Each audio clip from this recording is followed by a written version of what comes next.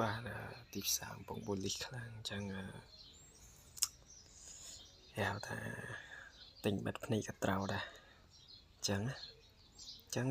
យើងមិនប្រកាសថាទិញបិទភ្នែកត្រូវទេប៉ុន្តែយើងត្រូវរកទីផ្សារណាដែលមាន market cap វាចាប់ពី1 billion ឡើងទៅហើយវាអាច listing នៅក្នុងពួក exchange coin Binance KuCoin បាទអញ្ចឹង exchange ធំៗអញ្ចឹង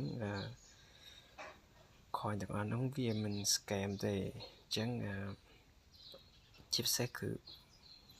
coin base បាទបើមាន coin base យើងទុកចិត្តបានបើ